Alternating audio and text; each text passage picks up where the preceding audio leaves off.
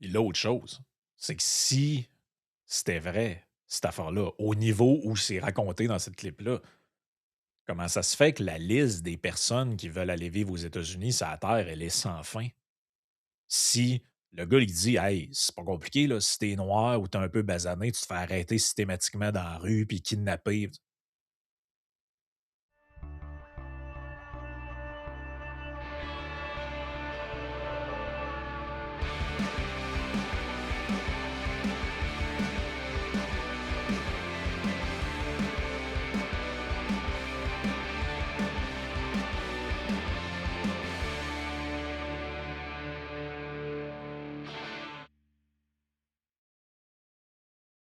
Hey, bienvenue dans ton Yann et Frank. Aujourd'hui, bienvenue dans le Dôme. C'est C'est ça, tout. ouais, c'est tout, hein, C'est tout. Il n'y a rien d'autre à dire. Le Dôme. ben, en fait, c'est plus un cas de dédomisation, disons, parce que il y a des gens qui ont comme sonné ben, pas sonné l'alarme, mais tu sais, rappelé que ça se peut-tu que des fois, c'est drôle parce que hier, j'écoutais quelque chose sur, tu sais, tu comme l'équivalent de Tout.tv, mais version anglo, là, ça s'appelle GEM, là, G-E-M. OK. Puis là-dessus, tu peux écouter, mettons, c'est gratuit, là, tu peux écouter des shows, produits par No CBC, tax. mais version c'est ça, anglo. Et il y a des pubs là-dedans, toujours les mêmes crises de pubs stupides. Puis il y en a une, c'est, hem, «Take the news, not the noise». Puis ça met comme en garde, tu sais, contre nous autres, en gros, là. Ah, OK.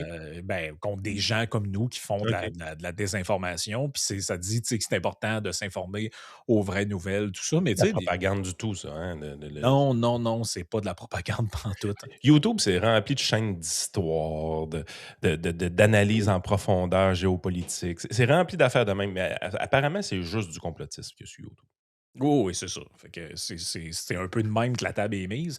Fait qu'on va parler d'un peu de l'histoire du Minnesota, de Minneapolis dans quelques instants, puis ça va se rapporter à une impression que des journalistes du Québec, ont eue. Mais juste avant, remercier nos, commanditaires, Ranch Brand pour, les plus beaux vêtements de country, au Canada. Moi, j'aime bien, celui-là, le bleu, qui, c'est pas le bleu conservateur, mais c'est bleu pareil. C'est un C'est péquiste au fond de toi, avouez, là. Ouais, c'est ça. Ben, écoute, tant qu'à être rendu, on va faire mon procès.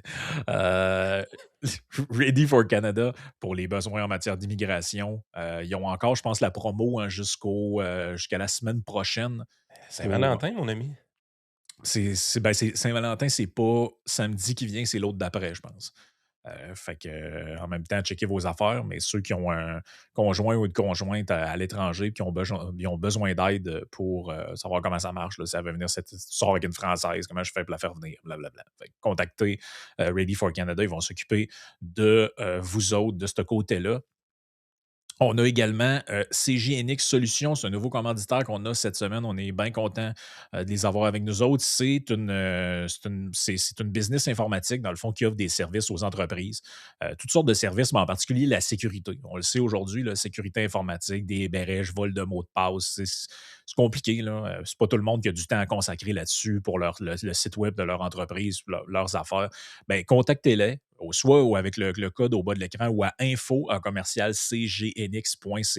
Et eux vont pouvoir, vous avez même droit à une rencontre d'information gratuite avec leur équipe dynamique, puis ils vont voir ce qu'ils peuvent faire pour vous autres. CGNX Solutions.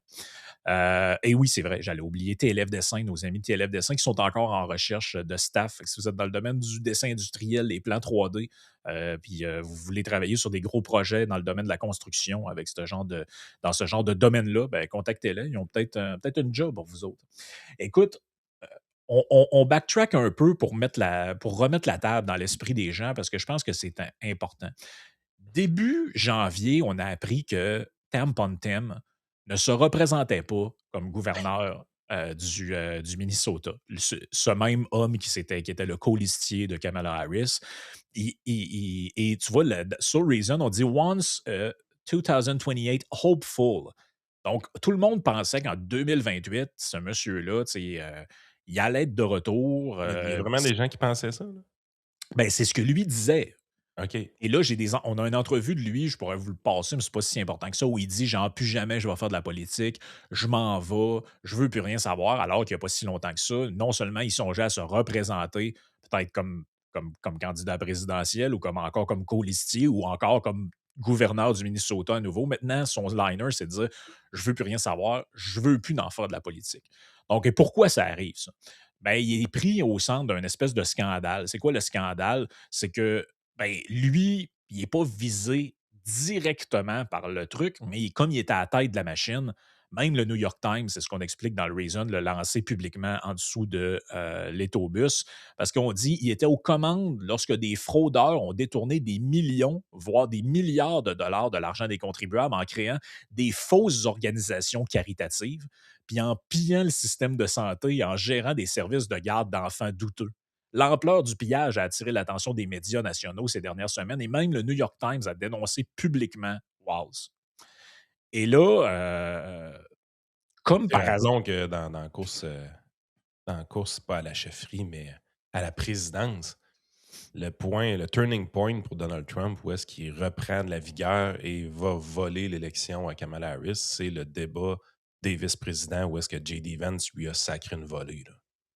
exact. C'était pas chic, là. Sincèrement, là, je pense même le lendemain, quand on avait analysé le débat de la vice-présidence, on était là, j'ai dit, on avait quasiment pitié pour Tim Walz. Il avait mangé une sincère rince, là. Ah C'était ouais, c'était l'enfer. fait. Ouais, ben, on se souvient de la clip là, de lui où il a comme les yeux exorbités, puis t'as J.D. Vance qui est comme.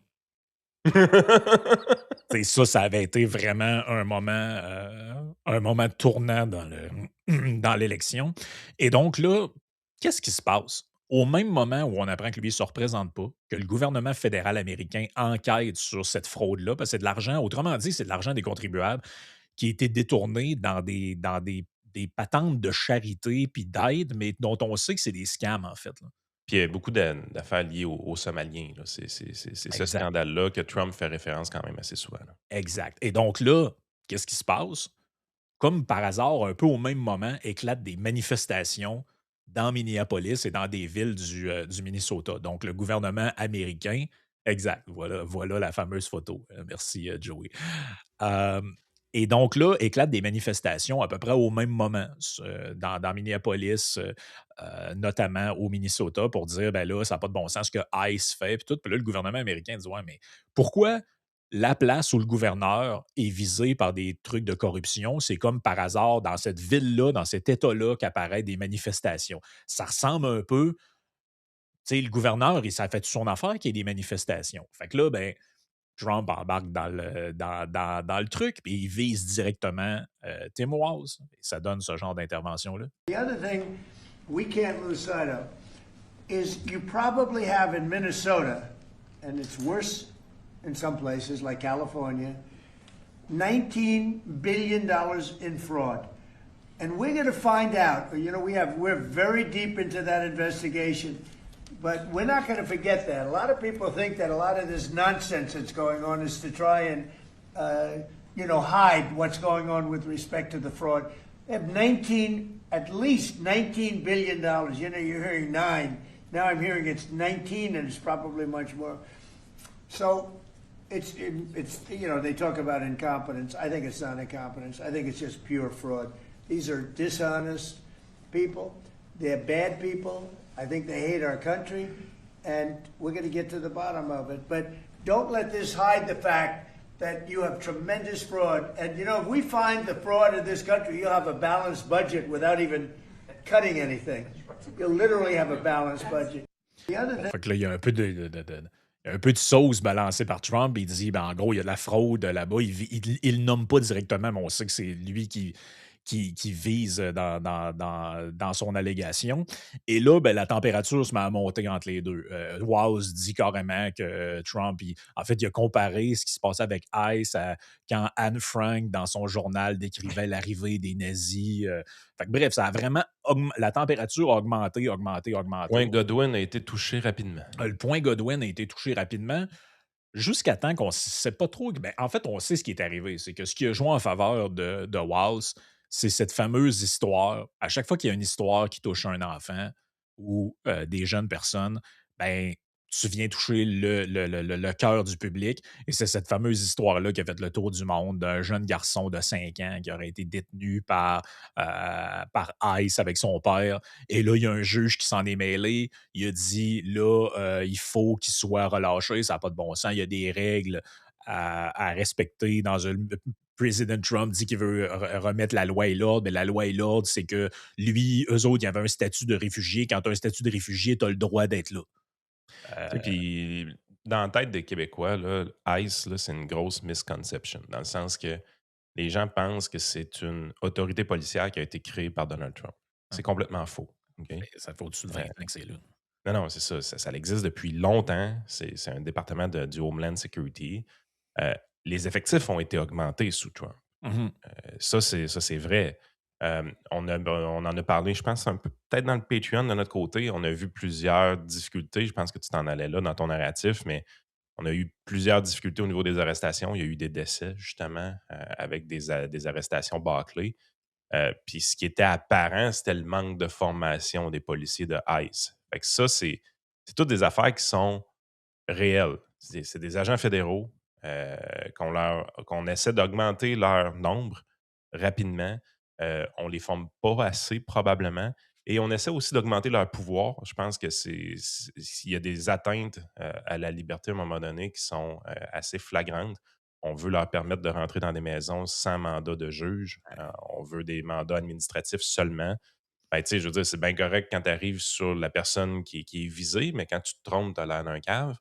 Fait que, tu sais, à un moment donné, il va y avoir des bris de propriété privée qui vont se faire à cause de ça. Fait que l'enjeu de ICE est quand même beaucoup plus complexe que ce qui est présenté dans les médias québécois. Le Québécois Oui. moyen pense que c'est une nouvelle police créée par Trump, puis c'est la prochaine milice là, militaire en place pour éventuellement installer le quatrième Reich. Là. Oui, puis là, C'est ils là ont qu'on mis, est. oui, puis là, ils ont mis on voit circuler beaucoup là, les photos du boss de ICE ou d'un des dirigeants de ICE là, qui est comme tout le temps en genre de trench coat avec les cheveux lichés par en arrière. Puis ils disent, ah, c'est comme la symbolique de la Gestapo. Puis tout ça, tu sais. Ah ouais, c'est un moment donné, là. Là, moi, je trouve que ça commence à déraper solide. Non, mais là où je m'en Barack allais, Obama, il y avait ICE de son côté. Là. oui, puis je veux dire, tu Il peux en a trouver, déporté du monde, tu Barack. peux trouver 50 vidéos de Obama sur Internet où il dit que tu n'as pas le droit d'être aux États-Unis si tu n'as pas les bons papiers, puis que la job des services, c'est de te ramener aux frontières puis de t'en retourner chez vous. Puis, juste avant de continuer, je vais rajouter quelque chose. OK?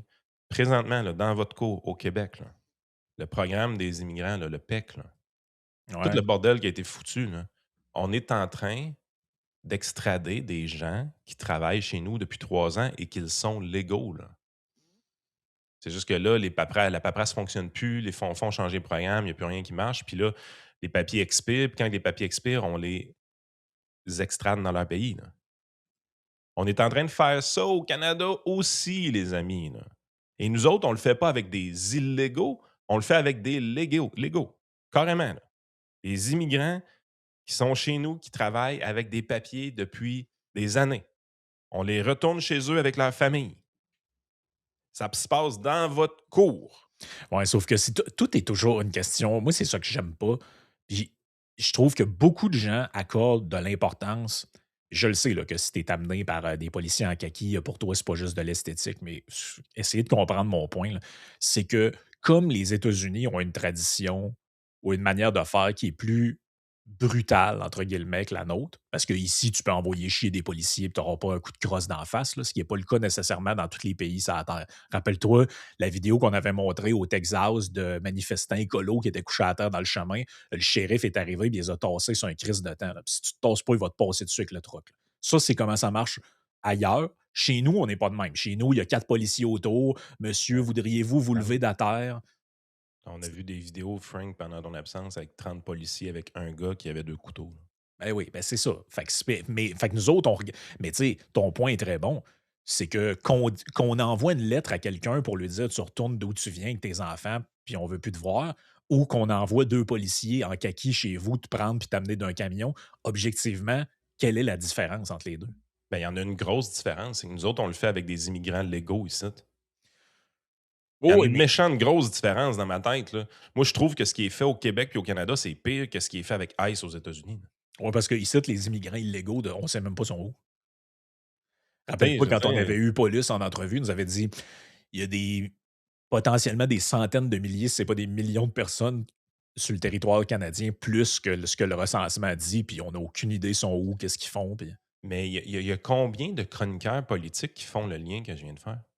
Il y en a combien? Là? C'est la Faites-moi première fois la que je liste l'entends. des. Fais-moi la liste des chroniqueurs politiques qui font le lien entre ICE et ce qu'on est en train de faire avec le PEC ici. C'est la Personne, première hein? fois, c'est la première fois que je l'entends. Je parlais d'Obama tantôt, regarde, j'ai pas eu besoin de fouiller loin, je l'ai retrouvé la clip. Ça, c'est lui en 2010. Qu'on parle le discours avec ce que tu entends aujourd'hui. For example, there are those in the immigrants' rights community who have argued passionately that we should simply provide those who are illegally with legal status, or at least ignore the laws on the books and put an end to deportation until we have better laws. And often this argument is framed in moral terms. Why should we punish people who are just trying to earn a living? I recognize the sense of compassion that drives this argument. But I believe such an indiscriminate approach would be both unwise and unfair. It would suggest to those thinking about coming here illegally that there will be no repercussions for such a decision. And this could lead to a surge in more illegal immigration. And it would also ignore the millions of people around the world who are waiting in line to come here legally. Ultimately, our nation, like all nations, has the right and obligation to control its borders and set laws for residency and citizenship. Je le traduis brièvement. C'est dans des mots plus clean et dans un delivery plus classe que celui que Trump fait. On a tous compris ça, mais justement, c'est-tu juste ça le problème? Parce qu'en gros, qu'est-ce qu'il vient de dire, Barack Obama, pour ceux Non, qui... non, le problème, c'est qu'il est républicain aussi. Là. Ouais, c'est ça. Mais parce que qu'est-ce qu'il vient de dire, M. Obama? Il vient de dire, je comprends les gens qui disent qu'il y a des gens qui viennent ici pour avoir une meilleure vie. Je comprends cet argument-là. Mais il y a des millions et des milliards de personnes, si ça se trouve, sur la Terre, qui veulent venir ici. Il y en a qui veulent venir légalement. Et si on arrête les déportations, c'est carrément le mot qui est utilisé dans la vidéo, on envoie le message aux gens qui peuvent venir chez nous et qu'il n'y aura pas de répercussions. C'est qui faisait les déportations, Frank, déjà? ICE. Ah! Tu sais, Fait que c'est quoi qui a... Moi, j'essaie le plus honnêtement possible de comprendre pourquoi ce monsieur-là, c'était extraordinaire. Puis quelqu'un arrive avec... Puis tu sais, à part le style, ah, puis en fait, c'est le message médiatique. Rappelle-toi, quand Trump avait des déportations de son côté, on montrait des cages avec des enfants dedans. oui. Mais quand Obama faisait des déportations, on ne montrait pas ça. Tu sais, c'est un choix éditorial. Mais oui, c'est un choix. Ben, Oui, exact. les Québécois ne le comprennent pas, là, mais c'est un choix éditorial. Le discours du chroniqueur politique québécois change en fonction de la couleur de la présidence. Ouais, voilà. C'est Mais là. les déportations existent depuis le début des années 2000. ICE existe depuis très longtemps. Même Barack Obama était un des présidents qui avait déporté le plus de monde. Mais beaucoup de gens l'appelaient comme ça, le Deporter in Chief. Tu sais, Puis on a oublié ça. Puis le point que je trouve qui est important qu'on fasse dans le podcast, qui est d'utilité publique, c'est de sortir de la petite lorgnette de l'actualité et de se rappeler le temps plus long. Dans le temps long, là, tu disais, hey, on a déjà joué dans ce film-là. Voici ce qui se passait. Il a dit, hey, ça fait 16 ans, cette vidéo-là. puis on a-tu une culture pro-immigration ici dans ce podcast-là? La réponse est oui. Légal. L'immigration légale. Ah non. L'immigration légale. Puis c'est exactement le point d'Obama dans la vidéo que vous avez dit, que tu viens de montrer, puis c'est exactement le point de Trump également. On n'est pas contre l'immigration légale. C'est justement, on veut la favoriser. La journée qu'on est obligé de traiter avec des illégaux, ben, ça ralentit nos processus d'immigration légale. Les 20 millions d'illégaux aux États-Unis, ils prennent la place de gens qui auraient pu venir légalement. Là. C'est ça qui arrive, parce que le besoin d'immigration, il est encore là aux États-Unis. Nous autres, on a la même chose dans notre cours. Mais c'est même pas des immigrants illégaux qu'on déporte. C'est des légaux qu'on déporte, ça. C'est la raison pourquoi je m'oppose à ce qui est fait présentement. C'est la raison pourquoi je suis pas content des changements de règles absurdes qui se passent d'un bord et de l'autre. On avait des problèmes en immigration, on a fait venir trop de monde. C'était principalement au niveau des visas étudiants. Ben, Les c'est pour ça collèges, que les cégeps puis les universités qui se finançaient avec les étrangers.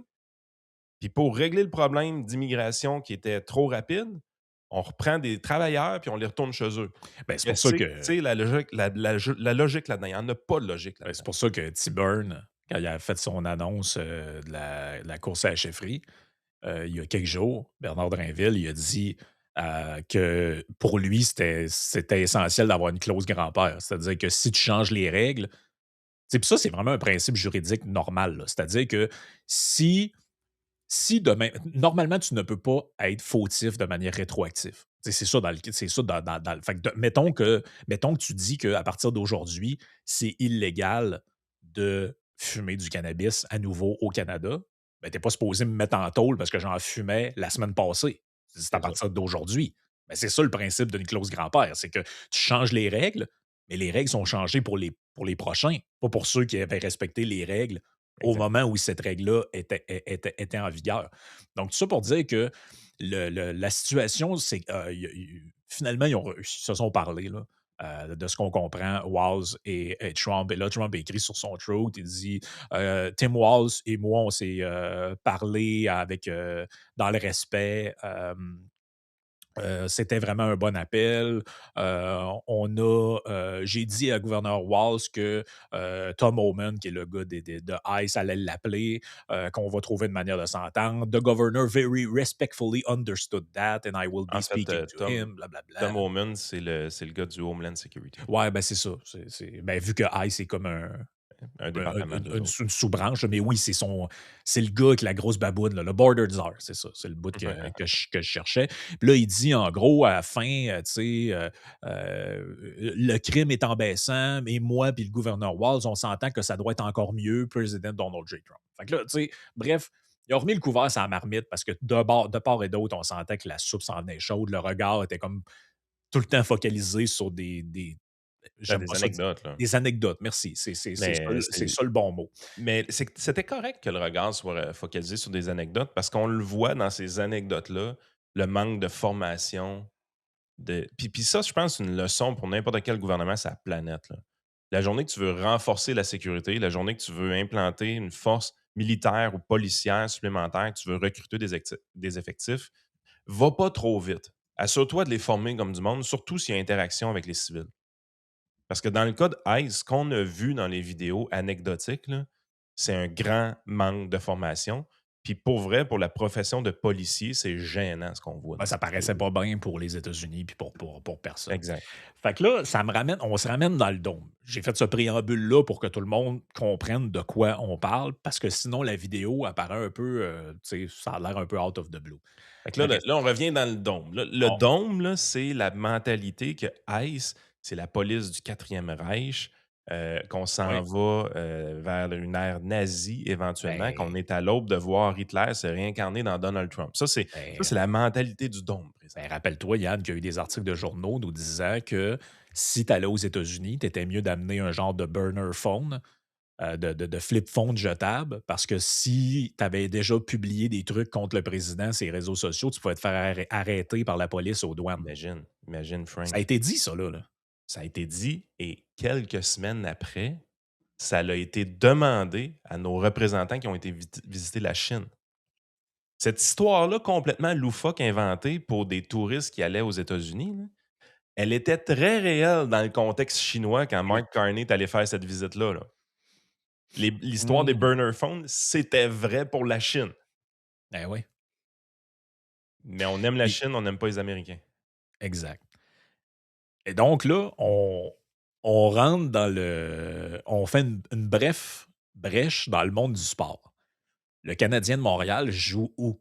Il y a une game, il y a quelques Minnesota. jours, contre le Wild du Minnesota. Le C'est plus Wild, Marc-André Fleury qui goal le baptême. non, malheureusement. Il y a des rumeurs que Marc-André ferait peut-être un comeback quelque part au retour de la pause olympique parce qu'il est encore en shape. Il y a plusieurs équipes qui cherchent un gardien de but qui est capable d'arrêter plus que 10 shots dans une game. Euh, le Wild du Minnesota joue dans un endroit qui s'appelle le Grand Casino Arena. Je te dirais que c'est quand même pas mal au cœur de Minneapolis. Donc, ça allonge Quand même. ça allonge quand même la grande la Mississippi National River, donc qui traverse la ville. Fait que, tu sais, si tu dézoomes, je veux dire, c'est pas en plein cœur qui peut être là, mais tu sais, c'est à l'intérieur de la grande zone urbaine. Tu sais, t'es pas mal dans le.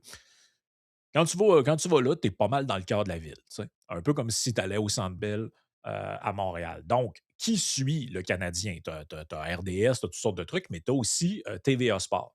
Et TVA Sport a une entente, je pense, de commentariat avec BPM, la station de sport à Montréal, où tu as Gilbert Delorme, Georges Larac, puis plein d'autres. Et eux, ils ont une émission le matin qui s'appelle Le Club du matin, dans lequel ils jasent de sport, tout ça. Et à un moment donné, l'animateur demande à Renaud Lavoie, qui est sur le terrain. Renaud Lavoie, il est au Minnesota. Et Il sur dit le là, beat. il dit, Renaud, t'es-tu embarré dans la chambre? Esti? Parce que là, ça a l'air que Ice peuvent enlever n'importe qui, n'importe quand. Puis, tu sais, c'est dangereux ce qui se passe, là. Là, ben, Renaud, C'était-tu une question fake ou c'était vrai? je pense que c'était. Ben, c'est Anthony Marcotte, je pense, qui pose la question. Pour avoir entendu une couple de ses interventions, je pense qu'il fait exprès pour voir quelle va être la réponse. Il a mis son casque au mien pour la question. Ouais, fait que là, j'ai un montage qui a été fait là, par Vidoc sur X. J'ai rend j'ai rend le crédit parce que dans son montage, il intercale la réponse de Renaud à cette question-là avec un reportage de TVA Nouvelles. Attends un peu. Est-ce qu'on a un cas de tu le lis-tu ton hostie de journal? On a beaucoup un cas de ça. Et dans la clip, ce qu'on voit, c'est que les journalistes de TVA s'entretiennent avec un Québécois qui est à Minneapolis et qui nous dit, là, faut que j'explique à mes enfants qu'il n'y a plus de démocratie, puis que... Fait que cette clip-là, c'est un délice, faut le dire, là. Donc, ça va comme suit. Ça dure à peu près 2 minutes 37. Si tu veux faire une pause un moment donné, tu me feras signe. Renaud qui nous parle en direct du Minnesota cloîtré dans son hôtel. Semble-t-il que vous n'êtes pas capable de sortir, mon Ren. C'est vrai? Hey, ben voyons donc. Les gars, je sais pas comment le dire, là. Croyez pas tout ce que vous voyez à TV, Simonac. Moi, je vais le dire, arrêtez, là. Meanwhile. C'est difficile, c'est lourd, c'est pesant. Évidemment, j'ai 2 filles de 6 et 13 ans, puis j'essaie de leur expliquer un petit peu dans des mots qu'ils comprendraient qu'est-ce qui se passe en ce moment. C'est difficile, tu sens qu'on dirait que la démocratie, comme qu'on la connaît depuis toujours, est en train de s'effriter un petit peu. Oh boy. Arrêtez, Ça n'a là. pas de bon sens. Oui, c'est arrêté, Ça n'a calvaire. pas de bon sens de dire des choses comme ça. Ben oui. Et je trouve ça triste parce que c'est faire peur au monde. Ben oui. Meanwhile. Est-ce que tu connais des gens qui ont peur ici? Oui, moi, premièrement, je suis un immigrant légal, j'ai ma citoyenneté américaine maintenant, mais même moi, il n'y a plus de limite de ce que le président peut faire. Comment? En, oui. en aucun moment, là, on était à l'Hôtel des Canadiens hier pour les entrevues. Là. En aucun moment, j'ai été en danger. J'ai vu autant de monde dans les rues qu'à Buffalo samedi. Ça veut dire personne. Je veux dire, il n'y a aucun quartier dans le centre-ville du Minnesota qui est en danger. Meanwhile. On a des amis qui sont ici aux États-Unis, qui sont des immigrants légaux, qui ont des papiers légaux, mais en même temps, ça ne veut plus rien dire. Tu peux te promener dans la rue. J'ai la chance, le privilège d'être blanc. Si j'étais quelqu'un qui a été embasanné ou même noir, tu peux te faire arrêter dans la rue sans raison. Ils rentrent dans les autos, ils rentrent dans les maisons, les écoles, ils rentrent dans les écoles, ils sont allés près de l'école de mes enfants. L'école de mes enfants a été fermée. Il y a même des étudiants dans l'école, dans la classe de ma plus grande, qui vont plus à l'école et ils ont un ordinateur à la maison, ils sortent plus chez eux, puis ils ont une caméra vidéo dans la classe de ma fille pour pouvoir éviter les risques qu'ils se fassent intercepter ou même détenir ou kidnapper. Jesus fucking Christ. Ça se passe à 20 km de là. OK. OK? Donc, je comprends de tout le temps mettre le niveau de panique parce que ça vend du papier, parce que ça donne des clics, parce que le monde regarde ça à la télé, mais de penser une seconde, qu'on a été en danger, c'est le pire des mensonges. Hey, c'est assez juteux, cette clip-là. Là. Faut le dire. Là. Des crosseurs. Tu vas toujours trouver. Si tu fouilles, là, tu vas toujours trouver quelqu'un qui va dire ce que tu veux dire et ce que tu veux entendre pour passer à la TV. Mais tu sais, Il regarde, partons du y principe en a suivant. des gens narcissiques, là. Mais oui. Mais partons de la simple constatation suivante, Yann. Si toi, tu étais aux États-Unis de manière légale, OK? Tu as tes affaires, tes papiers, puis tu es avec ta famille là-bas. Si ce que le monsieur dans la vidéo avec la petite musique dramatique rajoutée racontait était vrai, est-ce que tu resterais là ou tu dirais à ta femme, pack les valises, on retourne à la maison?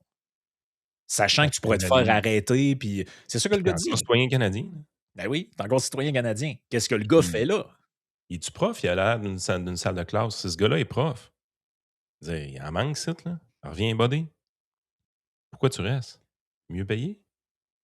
Et l'autre chose, c'est que si c'était vrai, cette affaire-là, au niveau où c'est raconté dans cette clip-là, comment ça se fait que la liste des personnes qui veulent aller vivre aux États-Unis, sur la Terre, elle est sans fin? Si le gars, il dit, hey, c'est pas compliqué, là, si t'es noir ou t'es un peu basané, tu te fais arrêter systématiquement dans la rue puis kidnapper. Tu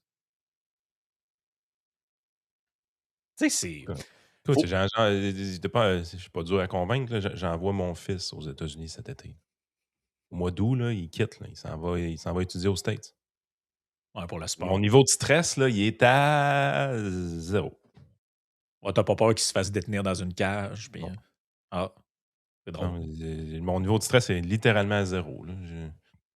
J'arrive pas à comprendre qu'il y a des gens qui pensent que les États-Unis, c'est rendu un endroit dangereux. Mais ça me fait tellement penser, cette affaire-là, à. Je sais pas si on est capable de retrouver la clip parce que c'est vague un peu ce que je vais dire, mais te rappelles-tu la fois qu'il y avait eu un ouragan ou quelque chose de même je pense que c'était aux États-Unis, puis t'avais la fille des médias qui avait 2 pieds dans l'eau, puis qu'elle se tenait après quelque chose comme si elle allait partir au vent, puis dans le Il y avait des gars à background, gogoune en arrière. dans le background, tu vois 2 gars en gougoune marcher tranquillement, tu sais. Ouais, je me rappelle. Que c'était carrément, tu sais, fake, tu sais, pour faire des views, pour faire c'est ça la réalité. C'est puis tu sais encore, on va glisser à Patreon tranquillement, là, mais juste faire un bref commentaire là-dessus. Encore aujourd'hui, il y avait un article dans le journal. Il y a une entreprise là, du Québec là, qui est dans la technologie, tout ça, qui est supposément, tu sais, c'est une belle entreprise. Tout ça, elle vient d'être achetée par une autre business américaine pour 2 Edify. milliards. Ouais, Edify. Edify. Et là, c'est présenté dans le journal comme une catastrophe. Avec Ben, des Christy. Américains. Là, t'es là, mais. Attends un peu. Frank. C'est parce qu'il y a des actionnaires québécois là-dedans, dont la Caisse de dépôt et placement du Québec. Je t'annonce une chose, il n'y a personne dans ces actionnaires-là qui est malheureux à matin. Là. Mais c'est ça mon point. Chris, il y a 2 milliards d'argent neuf qui vient de rentrer. C'est que. Joey dit qu'il retrouve la clip. Il n'y a personne de malheureux chez Edify, puis la Caisse de dépôt et placement du Québec n'est pas malheureuse non plus. Là. Non, c'est ça. C'était pas un gars, c'était pas une fille, c'était un gars, c'était il y a 7 ans, mais ça donnait ça.